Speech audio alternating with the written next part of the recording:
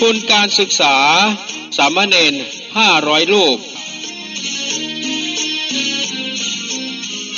ท่านผู้มีจิตศรัทธาสนใจร่วมทำบุญติดต่อได้ที่สำนักงานวัดพระธาตุดอยสุเทพธนาคารกรุงไทยเลขที่บัญชี549-026-7720หรือติดต่อสอบถามได้ที่พระครูปริยัติเจติยานุรักษ์061-998-1978พระครูธรรมธรวัชรินทร์090-028-6609พระครูสิริเจติยานุกูล089-853-8031หรือติดต่อได้ที่นานวุฒิชาติคำปันห้องส่งวัดอินทขินสะดือเมือง086-671-3446ได้ตั้งแต่บัดนี้เป็นต้นไปภูมิใจในประเพณี600 กว่าปีที่เที่ยวขึ้นดอยขอเจริญสุข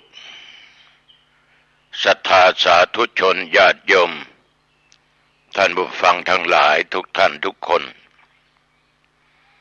วันนี้รายการธรรมะก่อนนอนร่วมกับทางสถานีวิทยุ 104.50 เป็นสถานีวิทยุการเผยแผ่ธรรมออกอากาศกันที่วัดฝายหินอำเภอเมืองจังหวัดเชียงใหม่วันนี้ตรงกับวันอังคารทุกวันอังคารญาติโยมจะได้ฟังธรรมะจากอาตมภาพตู้เจ้าวัดหนองตองหางดงจังหวัดเชียงใหม่วันนี้จะพูดถึงเรื่องการให้ทานเพราะมีญาติโยมหลายท่านหลายคนก็ได้มาสนทนาเรื่องการให้ทานก็จึงขอโอกาสนี้นำมาเป็นรายการธรรมะก่อนนอนเพื่อว่าญาติโยมทั้งหลายได้ฟังก็จะได้นำไปคิดไปพิจารณาตามที่จักได้อธิบายให้ท่านทั้งหลายได้ฟังกันก่อนอื่นนั้นในฐานะที่พวกเราเป็นพุทธบริษัทเป็นชาวพุทธเราก็มาไหว้พระโดยเอาพระรัตนตรัยเป็นสรณะกันเสียก่อนก็ให้ว่าตามกันไปนะว่าตามกันไปอะระหังสัมมาสัมพุทโธภควาพระผู้มีพระภาคเจ้าเป็นพระอรหันต์ดับเพลิงกิเลสเพลิงทุกข์สิ้นเชิงตรัสรู้ชอบได้โดยพระองค์เองพุทธังภวันตังอภิวาเทมิข้าพเจ้าอภิวาทพระผู้มีพระภาคเจ้าผู้รู้ผู้ตื่นผู้เบิกบานกราบพระพุทธสวากขาโตภควตาธัมโมพระธรรมเป็นธรรมที่พระผู้มีพระภาคเจ้าตรัสไว้ดีแล้วธัมมังนัมสสามิข้าพเจ้านมัสการพระธรรมกราบพระธรรมสุปฏิปันโนภควโตสาวกสังโฆพระสงฆ์สาวกของพระผู้มีพระภาคเจ้าปฏิบัติดีแล้วสังฆังนัมมามิข้าพเจ้านอบน้อมพระสงฆ์ต่อไป ญาติโยมกล่าวคำนมัสการพร้อมๆกันไปนะโมตัสสะภะคะวะโตขอนอบน้อมแด่พระผู้มีพระภาคเจ้าพระองค์นั้นอรหัตโตซึ่งเป็นผู้ไกลจากกิเล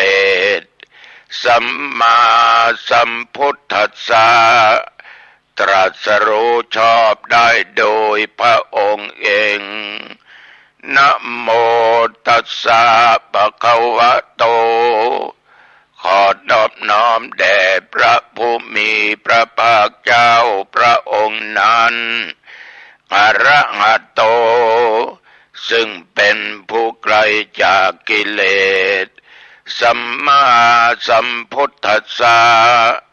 ตรัสรู้ชอบได้โดยพระองค์เองนะโมตัสสะภะคะวะโตขอนอบน้อมแด่พระผู้มีพระภาคเจ้าพระองค์นั้นอรหัตโตซึ่งเป็นผู้ไกลจากกิเลสสัมมาสัมพุทธัสสะตรัสรู้ชอบได้โดยพระองค์เองกราบหนึ่งกราบสองกราบสามสาธุชนญาติโยมเราทั้งหลายนั้นได้กล่าวคำนมัสการซึ่งเป็นการแสดงออกซึ่งความเคารพนอบน้อมแด่องค์สมเด็จพระสัมมาสัมพุทธเจ้าเพราะเหตุไรเราทั้งหลายนั้นจึงแสดงความเคารพนอบน้อมต่อพระองค์เพราะว่าการเป็นพุทธเจ้านั้นญาติโยมมันไม่ใช่ของง่ายๆจะต้องบำเพ็ญบารมีธรรมมาให้ครบทั้ง10 บารมีมีฐานะบารมีศีลบารมีเหล่านี้เป็นต้นพระพุทธองค์นั้นท่านทั้งหลายได้สร้างบารมีมาถึง500 ชาติมาเกิดเป็นชาติสิทธัตถะก็จึงได้มีครอบครัวได้แต่งงานจนมีบุตรหรือมีโอรสมีพร้อมทุกสิ่งทุกอย่างทั้งปราสาททั้งปัจจัยเงินทองสิ่งของข้าทาสบริวารแต่ว่าเจ้าชายสิทธัตถะนั้นก็ยังทรงเบื่อหน่ายต่อสิ่งเหล่านี้เมื่อเบื่อหน่ายแล้วก็จึงได้หาหนทางให้พ้นจากการเกิดการแก่การเจ็บและการตายก็จึงได้เสด็จออกทรงผนวดเหมือนพระเจ้าเป็นดินของพวกเราทุกพระองค์นี่แหละจะได้เสด็จออกทรงผนวดแม้แต่รัชกาลที่10พระองค์ก็ได้ทรงผนวดเป็นพระในพระพุทธศาสนาท่านทั้งหลาย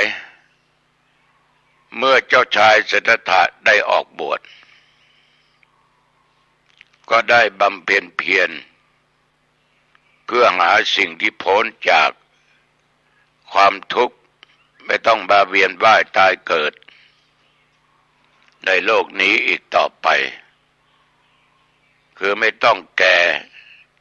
ไม่ต้องมีเจ็บไม่ต้องมีตายจนได้ตรัสรู้อนุตตรสัมมาสัมโพธิญาณเมื่อพระองค์มีพระชนมายุได้35 พรรษา การตรัสรู้การเป็นพุทธเจ้าของพระองค์นั้นในพระทัยของพระองค์ปราศจากกิเลสทุกสิ่งทุกอย่างได้ไม่ว่าจะเป็นกิเลสอย่างหยาบอย่างละเอียดที่มีในพระทัยของพระองค์นั้นได้สลัดออกไปหมดไม่ว่าจะเป็นตัณหาทั้งสามความอยากในกามในรูปในเสียงในกลิ่นในรสในการสัมผัสและอารมณ์คือธรรมอารมณ์ต่างๆที่ชอบและไม่ชอบทั้งที่เป็นอิทธารมณ์และอนิทธารมณ์ภวตัณหาวิภวตัณหาได้ออกไปหมดความโลภความโกรธความหลงต่างๆนั้นจะไม่มีในพระทัยของพระองค์ใสสะอาดบริสุทธิ์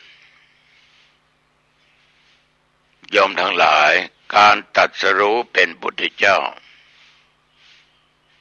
ก็จึงตรัสรู้เองโดยชอบโดยไม่มีใครมาเชื่อมสอนใดๆทั้งสิ้นตรัสรู้ได้โดยพระองค์เองสิ่งที่พระองค์ทรงรู้ทรงเห็นแจ้งคือเรื่องของทุกข์สมุทัยนิโรธและทางแห่งความดับทุกข์ฉะนั้นพวกเราทั้งหลายชาวพุทธทั้งหลายทุกคนเราก็พยายามปฏิบัติตามหลักศีลหลักธรรมเพื่อให้ไกลจากกิเลสแต่ก็ยังว่าก็ต้องพยายาม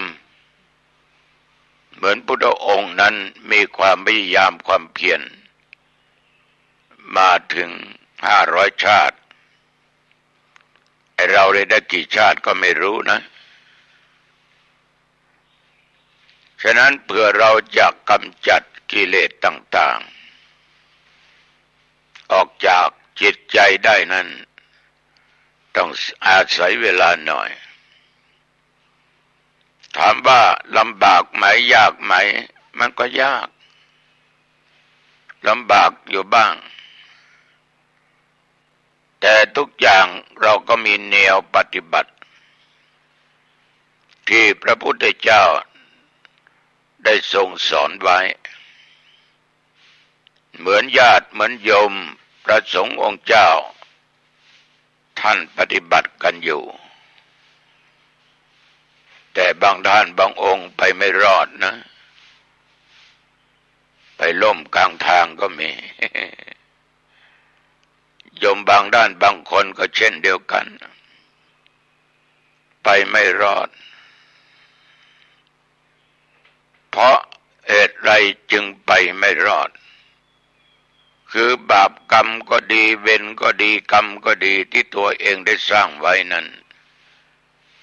มันมาเป็นมารผจญเมื่อมารมาผจญแล้วไม่สามารถปราบมารได้แพ้มารอย่างราบคาบในที่สุด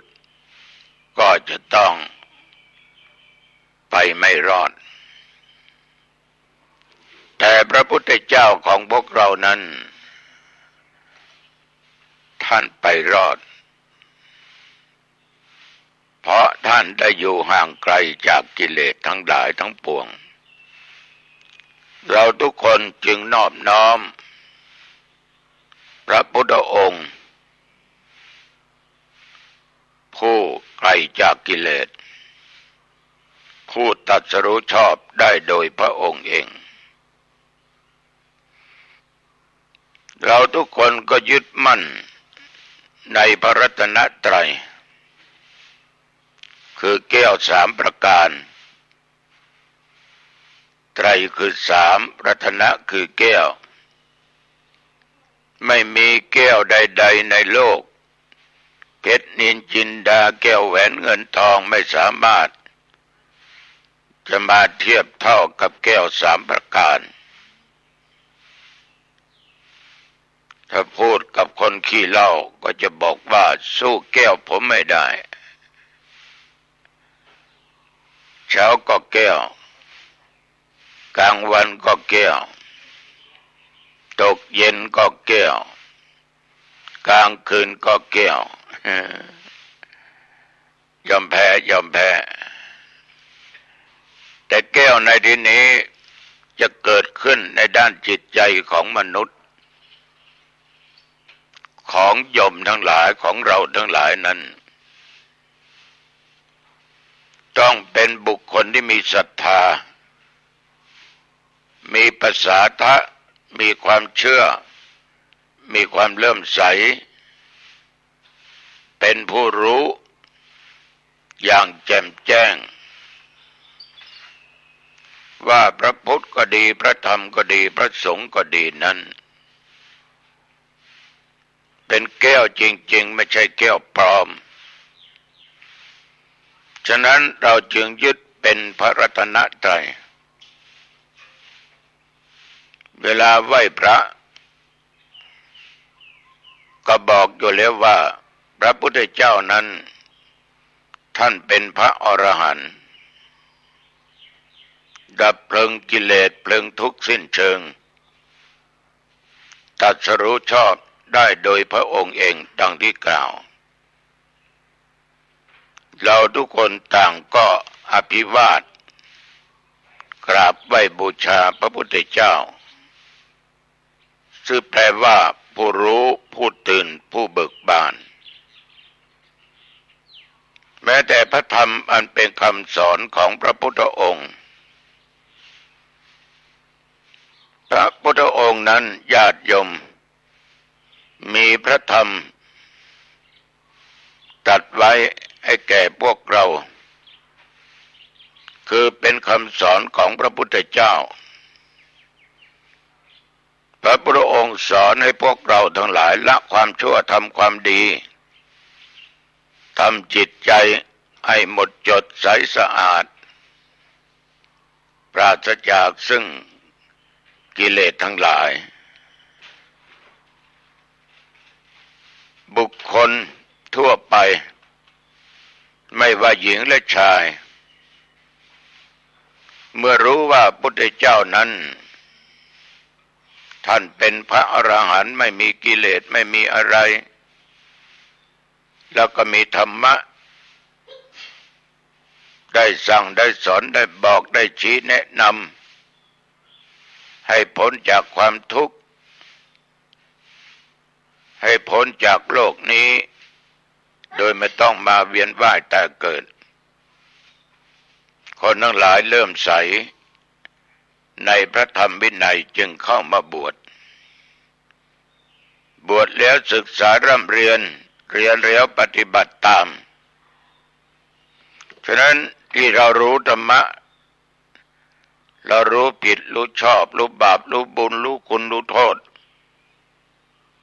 เพราะเรามีผู้ศึกษาเรามีผู้ปฏิบัติมาสอนเราบอกเราท่านเหล่านั้นเป็นพระสงฆ์ที่ปฏิบัติดีปฏิบัติชอบพวกเราทั้งหลายจึงนอบน้อม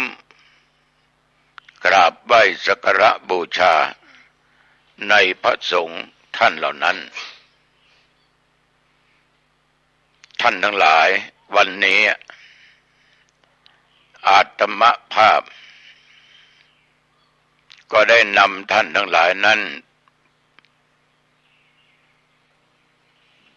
สวดพระรัตนตรัยและกล่าวคำนมัสการก็หวังว่าจิตใจของโยมท่านผู้ฟังคงจะนิ่งสงบไป ตามบทที่เราสวดที่ผ่านไปแท้ที่จริงอาตมาก็ได้พูดไว้บ่อยครั้งว่าถ้าญาติโยมทั้งหลายอยากจะให้พระพุทธเจ้าพระธรรมวินัยศีลสิกขาบทต่างๆมีกับตัวกับตนกับจิตกับใจก็ให้นำไปไว้ในจิตในใจนึกอยู่ตลอดเวลาว่าพุทโธธัมโมสังโฆหรือพุทธรัตนะธรรมรัตนะสังฆรัตนะเอาเป็นสรณะที่พึ่งแต่ไม่ได้หมายความว่ามีแต่คำบ่งบอกสวดกล่าวเท่านั้นมันต้องปฏิบัติตามศาสนคำสอนของพระพุทธองค์เหมือนเวลาเดี๋ยวนี้ที่ญาติโยมกำลังนั่งฟังอาตมภาพอยู่นี้ถ้าญาติโยมเป็นผู้มีศีลญาติโยมเป็นผู้มีธรรมก็แสดงว่าโยมมีพระพุทธเจ้าอยู่ในจิตในใจของโยมเพราะโยมมีทั้งศีลมีทั้งธรรมเพราะศีลธรรมนี้เป็นตัวแทนของพระพุทธองค์นอกจากเรามีพระพุทธรูปปางนั้นปางนี้ตามวัดวาอารามต่างๆตามโบสถ์ตามวิหารศาลาบาทศาลาการประเรียนหรือมีวิธีบุญกุศลต่างๆเราก็จะได้ราธนาพุทธรูปเป็นองค์ประธานประดิษฐานไว้บนโต๊ะหมู่บูชาให้เราได้กราบได้ไหว้สักการะบูชาแต่ถ้าเราไม่มีศีลไม่มีธรรมอยู่ในจิตในใจจะเห็นพุทธรูปองค์ใหญ่ขนาดไหนก็ตามปางไหนก็ตามเราก็ไม่มีพระพุทธเจ้าอยู่ในจิตในใจเพราะเหตุไรเพราะเราไม่ได้ปฏิบัติตามธรรมไม่ได้ปฏิบัติตามข้อศีลญาติโยมถ้าเรามีศีลและมีธรรมนำปฏิบัติอยู่ตลอดเวลาเราจะไปทิศไหนทิศใดจะอยู่ด้วยอิริยาบถใดยืนเดินนั่งนอนจะไปทิศใต้เหนือตกออกใกล้หรือไกลพูดจากับใครผู้หญิงผู้ชายเพื่อนฝูงคนหนุ่มคนสาวผู้เฒ่าผู้แก่และเด็กเราก็มีพระพุทธเจ้านั่งอยู่ในจิตในใจของเราคนไหนที่มีพระพุทธเจ้าอยู่ในจิตในใจนั้นโอ้มีพระคุ้มครองไปทิศไหนทิศใดย่อมจะปราศจากภัยพิบัติต่างๆได้คนที่มีพระพุทธเจ้านั่งอยู่ในจิตในใจก็มีศีลมีธรรมผิวพรรณวรรณะดีใบหน้าอิ่มเอิบบอกถึงผู้มีเมตตาธรรมเป็นผู้มีบุญแต่ไม่ใช่ว่าพฤติกรรมอีกอย่างหนึ่งดูข้างนอกโอ้โหปฏิบัติดีปฏิบัติชอบท่านองค์นี้โยมคนนี้โยมคนนั้นนั่นเป็นคนมีศีลมีธรรมคนทั้งหลายมองภายนอกนึกอย่างนั้นแต่ภายในไม่มีพระพุทธเจ้าคือไม่มีศีลธรรมเหมือนกับข่าวคราวต่างๆที่ ออกกันอยู่ทุกวันเราได้รู้ได้เห็นได้ยินได้ฟังกันอยู่ทุกวันแต่ก็นั่นแหละญาติโยมท่านเหล่านั้นไม่ว่าใครใดๆทั้งสิ้นเราก็ไม่สามารถจะหลีกเลี่ยงซึ่งกรรมและเวรได้ที่เราสร้างไว้ดังบาษิตว่ากรรมุนาวัตติโลโกสัตว์โลกย่อมเป็นไปตามกรรมกรรมตัวชั่วร้ายมันจะนำจิตใจหลุดจากพระธรรมวินัยจากพระพุทธเจ้าทั้งที่เรานั้นอยู่ใกล้พระพุทธเจ้าอยู่ใกล้ศีลใกล้ธรรมแต่กรรมชั่วกรรมร้ายอันเป็นมารเนี่ยมันพยายามจะชักจะน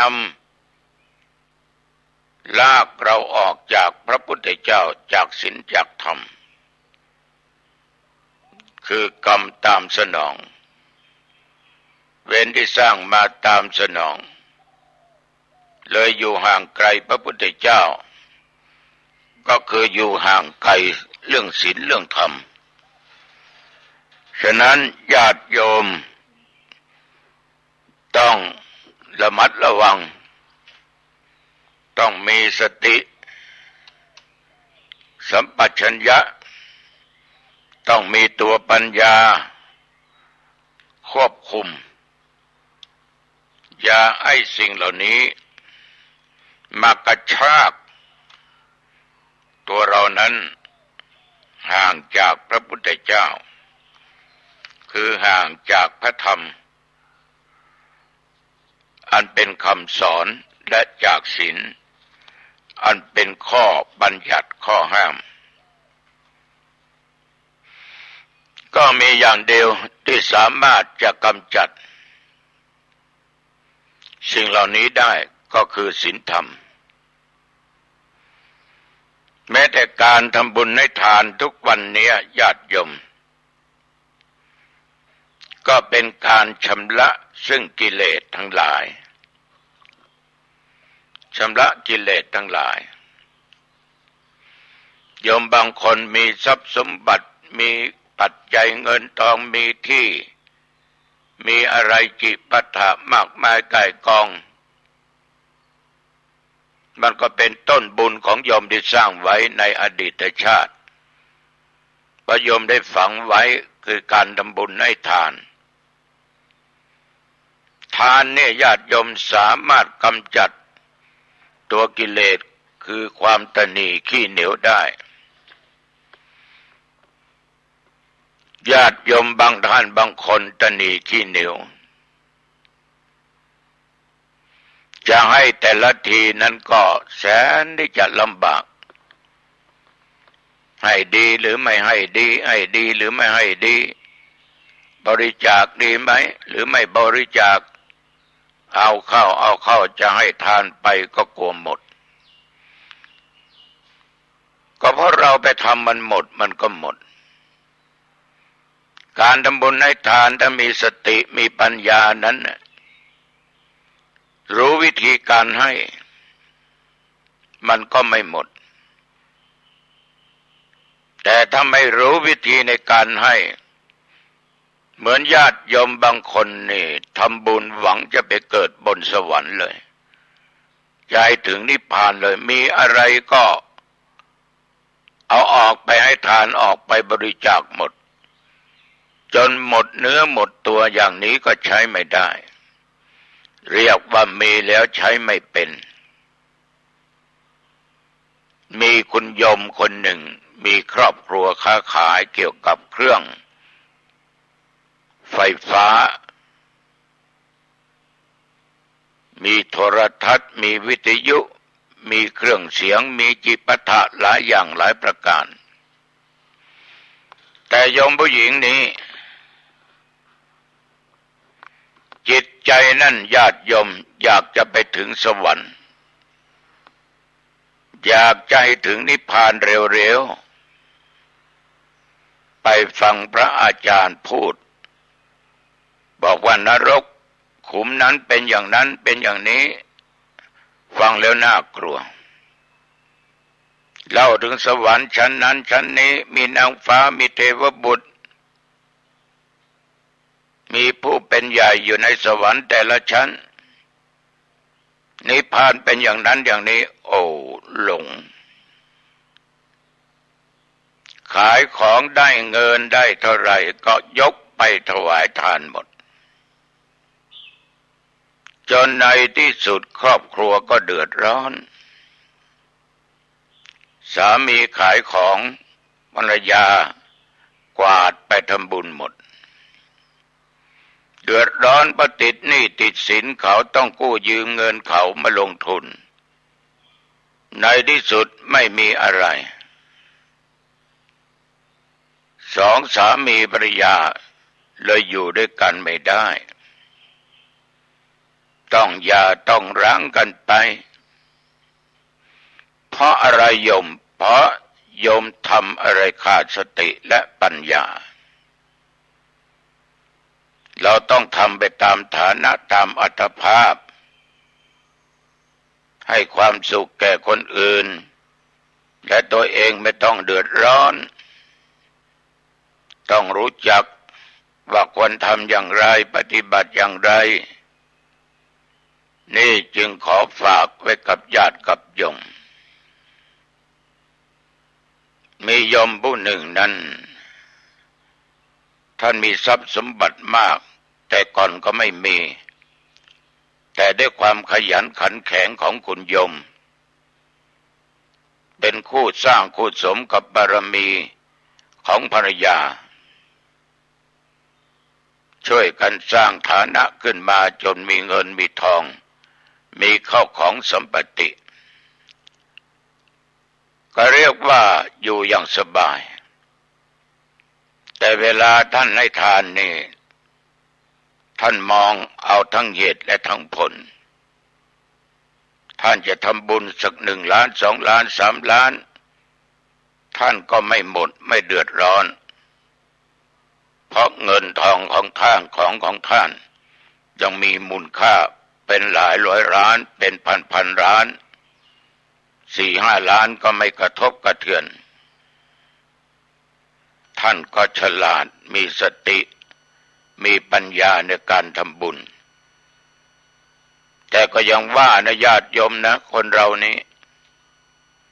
จะทำบุญให้ทานก็ต้องทำเสียเมื่อทำได้แต่ก็ต้องมีขอบเขตดังที่กล่าวอย่าตนีขี้เหนียวเลยเวลาเราตายจากโลกนี้ไปสู่โลกหน้าเราก็ไม่ได้อะไรติดตามตัวไปแม้แต่สักอย่างเดียวตังค์สลึงเดียวก็เอาไปด้วยไม่ได้ผ้าสักชิ้นเอาไปด้วยก็ไม่ได้เดี๋ยวก็ถูกไฟเผาหมดสิ่งที่ติดตามตัวไปก็คือความดีและความชั่วหรือบาปกับบุญทรัพย์สมบัติกี่ร้อยกี่พันกี่หมื่นล้านเอาไปด้วยไม่ได้ฉะนั้นถ้ามีก็จงล้างตัวกิเลสตัวนี้จากความตนีขี้เหนียวให้เป็นผู้มีจิตใจเป็นบุญการให้ทานนั้นญาติโยมถ้าให้เป็นวัตถุปัจจัยสิ่งของนั้นเราเรียกว่าอามิสทานให้อาหารให้น้ำให้เครื่องนุ่งห่มให้เครื่องดื่มของบริโภคต่าง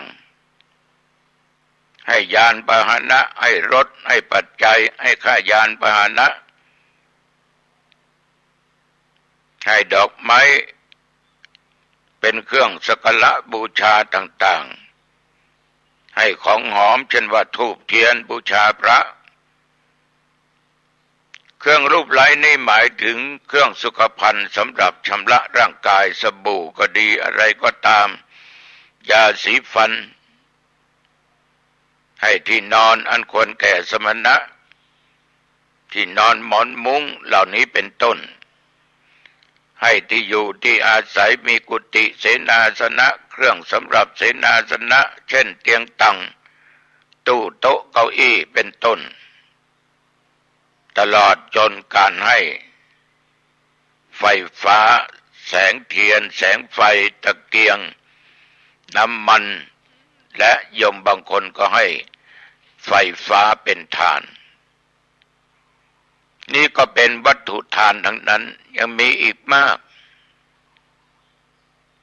ท่านทั้งหลายทำไปเถิดอาหารเป็นปัจจัยที่สำคัญโยมก็ทำบุญตักบาตรเหมือนโยมแม่คนหนึ่งในจังหวัดเชียงใหม่เนี่ยแม่เปิดร้านขายของวัสดุการก่อสร้างไม่มีโอกาสไปทำบุญที่วัดแต่ตื่นเช้ามาจะมีพระออกรับบิณฑบาต 4-5 องค์โยมแม่ผู้นี้ก็ทำบุญตักบาตรทุกเช้าเปิดร้านมาตั้งแต่เช้าบางครั้งลูกค้ามาติดต่อซื้อของถ้าพระสงฆ์องค์เด่นมาบิณฑบาตก็บอกว่ารอหน่อยนะจะใส่บาตรจะตักบาตรเอาบุญร่วมกันนะ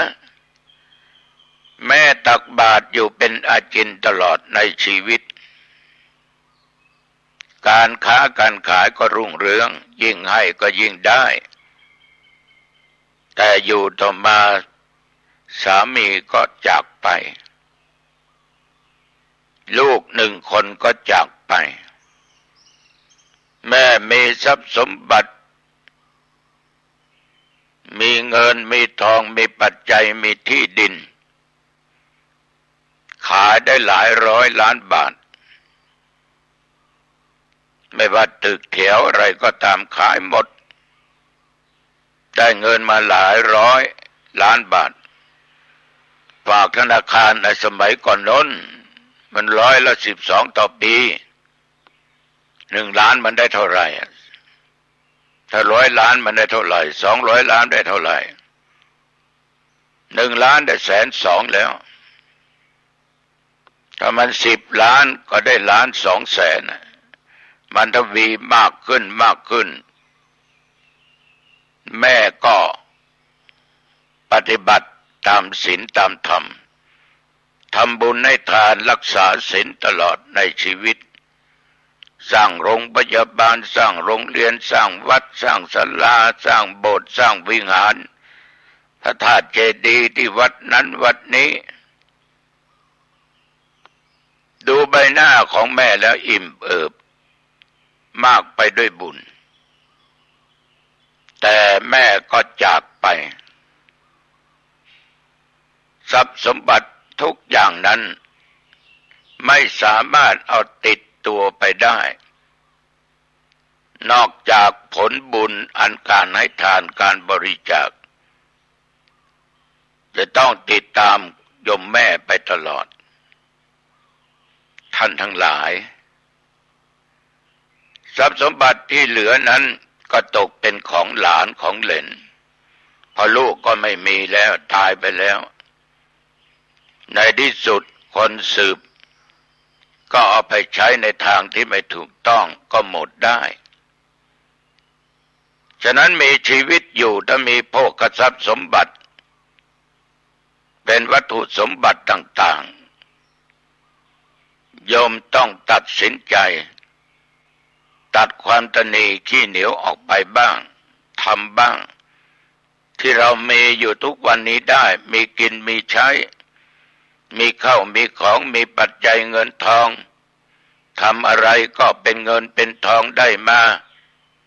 ตรงกันข้ามกับคนบางคนทำอะไรก็จะขาดทุนอยู่ตลอดเวลาก็เพราะคนเราสร้างบุญสร้างกุศลมาไม่เหมือนกันญาติโยมท่านผู้ฟังการให้ทานนั้นเป็นการขจัดตัวกิเลสคือความอยากความโลภ ความหลงมัวเมาว่าสิ่งของต่างๆนั้นต้องเป็นของกูตายกูจะเอาไปด้วยมันเป็นไปไม่ได้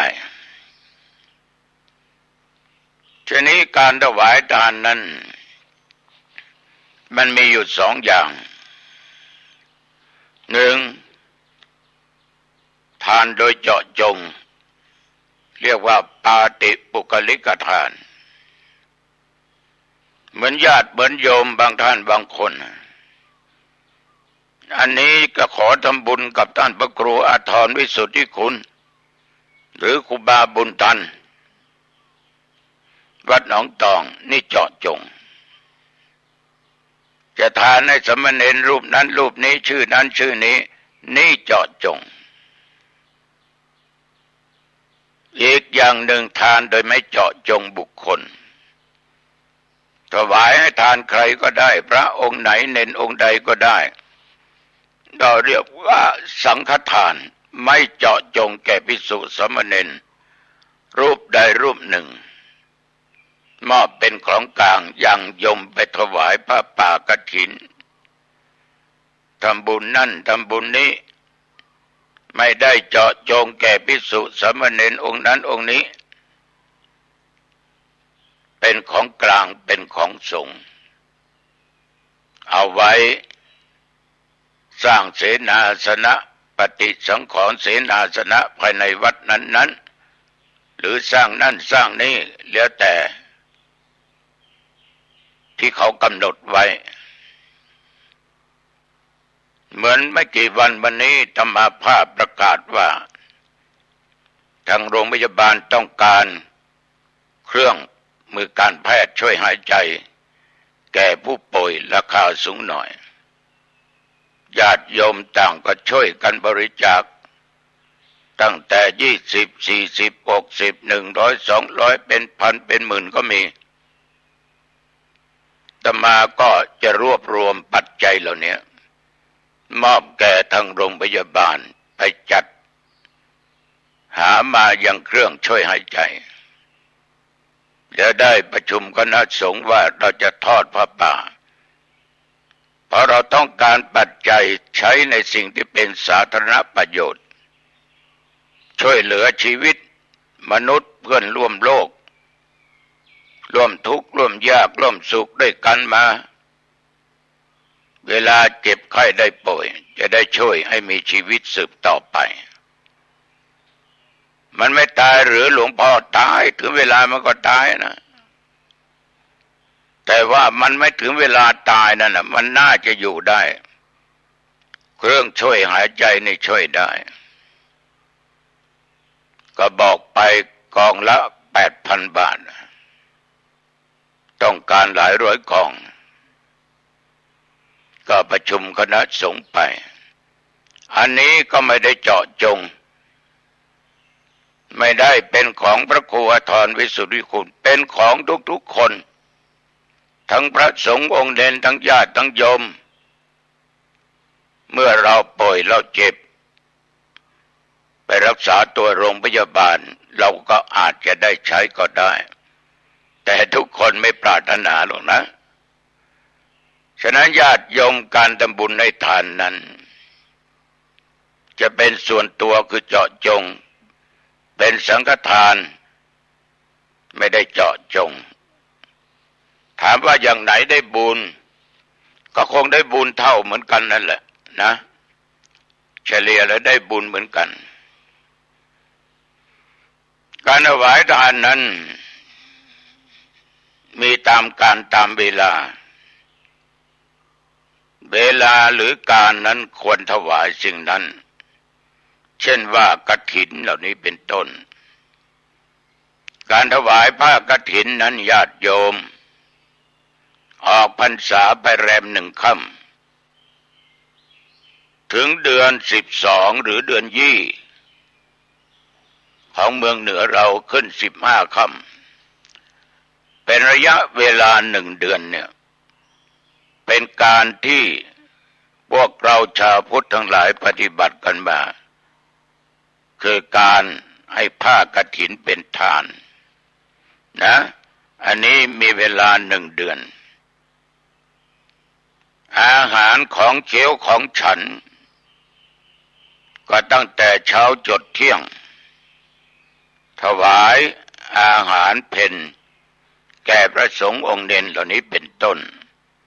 นี่ตามการตามเวลาที่กำหนดวิกาลทานนั้นถวายไม่จำกัดเวลาเช่นยารักษาโรคน้ำปานะหรืออะไรก็ตามนะยารักษาโรคพระสงฆ์เน้นเจ็บไข้ได้ป่วยเราก็ถวายเวลาไหนก็ได้เหมือนไปนอนโรงพยาบาลที่หลวงพ่อหรือธรรมาภาพเป็นนอนโรงพยาบาลหมอก็เอายามาให้ตอนเย็นก็มีก่อนนอนก็มีคือก่อนจะหลับจะพักผ่อน